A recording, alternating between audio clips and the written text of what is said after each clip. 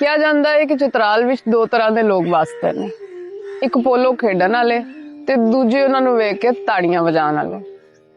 ਹਰ ਤੀਜੇ ਘਰ ਵਿੱਚ ਤੁਹਾਨੂੰ ਇੱਕ ਪੋਲੋ ਪਲੇਅਰ ਆਰਾਮ ਨਾਲ ਲੱਭ ਜਾਏਗਾ।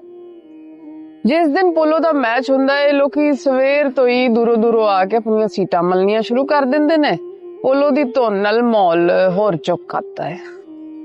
ਸੋਸ਼ਲ ਮੀਡੀਆ ਤੋਂ ਪਹਿਲਾਂ ਜਿਸ ਦਿਨ ਪੋਲੋ ਦਾ ਮੈਚ ਹੁੰਦਾ ਸੀ, ਅਨਾਉਂਸਮੈਂਟ ਵਾਸਤੇ ਸਵੇਰੇ ਸਵੇਰੇ ਪਹਾੜੀ ਤੇ ਬਹਿ ਕੇ ਪੋਲੋ ਦੀ ਧੁਨ ਵਜਾਈ ਜਾਂਦੀ ਸੀ ਤਾਂ ਕਿ ਪੂਰੇ ਇਲਾਕੇ ਨੂੰ ਪਤਾ ਲੱਗ ਜਾਏ ਕਿ ਅੱਜ ਪੋਲੋ ਦਾ ਮੈਚ ਹੈ।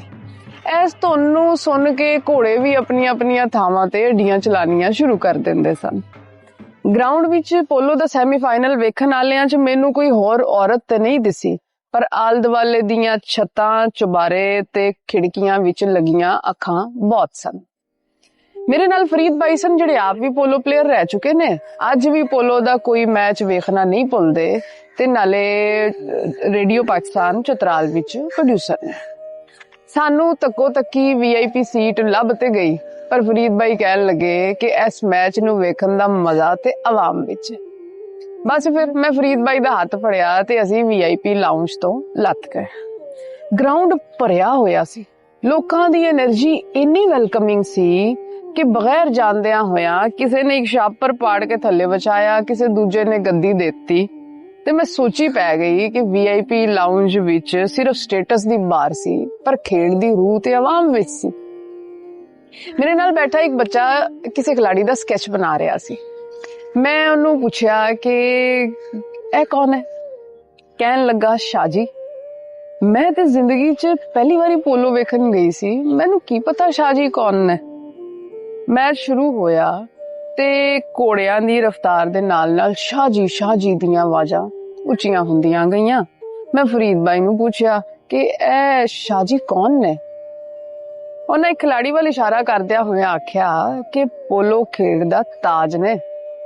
ਫ੍ਰੀ ਸਟਾਈਲ ਦੇ ਨਾਲ ਨਾਲ ਮਾਡਰਨ ਪੋਲੋ ਵੀ ਖੇਡਦੇ ਨੇ, ਆਲਮੀ ਮੁਕਾਬਲਿਆਂ ਵਿੱਚ ਪਾਕਿਸਤਾਨ ਦੀ ਨੁਮਾਇੰਦਗੀ ਕਰਦੇ ਨੇ। ਸ਼ਾਹਜੀ ਦਾ ਪੂਰਾ ਨਾਂ ਹੈ ਸ਼ਹਿਜ਼ਾਦ ਅਹਿਮਦ। ਚਤਰਾਲ ਸਕਾਊਟਸ ਵਿੱਚ ਸੂਬੇਦਾਰ ਨੇ, ਪਰ ਇਲਾਕੇ 'ਚ ਇੱਜ਼ਤ ਇੰਨੀ ਹੈ ਕਿ ਕੋਈ ਉਹਨਾਂ ਦਾ ਪੂਰਾ ਨਾਂ ਨਹੀਂ ਲੈਂਦਾ, ਸਭ ਸ਼ਾਹਜੀ ਕਹਿੰਦੇ ਨੇ। ਉਹਨਾਂ ਦੇ ਅੱਬਾ, ਦਾਦਾ, ਪੜਦਾਦਾ ਸਭ ਪੋਲੋ ਖੇਡਦੇ ਸਨ ਤੇ ਹੁਣ ਪੁੱਤਰ ਵੀ ਪੋਲੋ ਦਾ ਮਾਹਿਰ ਖਿਲਾੜੀ ਹੈ। ਅਪਰ ਚਤਰਾਲ ਦੇ ਖਸੀਨ ਪਿੰਡ ਸਨੋਗੁਰ ਦੇ ਰਹਿਣ ਵਾਲੇ ਨੇ। ਪਿਛਲੇ 8 ਸਾਲਾਂ ਤੋਂ ਸ਼ੰਦੂਰ ਤੇ ਹੋਣ ਵਾਲਾ ਗਿਲਗਿਤ ਚਤਰਾਲ ਪੋਲੋ ਮੁਕਾਬਲਾ ਇਹਨਾਂ ਦੀ ਟੀਮ ਜਿੱਤਦੀ ਆ ਰਹੀ ਹੈ। ਇਸ ਤਰ੍ਹਾਂ ਉਹਨਾਂ ਬਾਰੇ ਬਹੁਤ ਸਾਰੀਆਂ ਗੱਲਾਂ ਹੋਈਆਂ ਔਰ ਗੱਲ ਆਈ ਗਈ ਹੋ ਗਈ। ਫਿਰ ਇੱਕ ਦਿਨ ਡਿਸਟ੍ਰਿਕਟ ਸਪੋਰਟ ਆਫੀਸਰ ਲੋਅਰ ਚਤਰਾਲ ਕਾਜ਼ੀ ਮੁਹੰਮਦ ਖਾਲਿਦ ਮੈਨੂੰ ਮਿਲਣ ਆਏ ਤੇ ਮੈਂ ਵੇਖਿਆ ਉਹਨਾਂ ਦੇ ਨਾਲ ਵਾਵਾ ਸਾਰੇ ਲੋਕ ਨੇ। ਹੋਟਲ ਦਾ ਅਮਲਾ ਵੀ ਪਿੱਛੇ ਵੇ। ਇੰਨੇ ਸਾਰੇ ਹਜੂਮ ਚੋਂ ਜਦੋਂ 3 ਜੀ ਆ ਕੇ ਕਮਰੇ 'ਚ ਬਹਿ ਗਏ ਤੇ ਖਾਲਿਦ ਭਾਈ ਨੇ ਤਾਰੁਫ ਕਰਾਇਆ, ਸ਼ਾਹਜੀ से मिली। मैं ਤੇ एकदम कुर्सी तो उछल के बह गई। पोलो प्लेयर शाहजी? जी वही। बस जी फैन मोमेंट हो गया।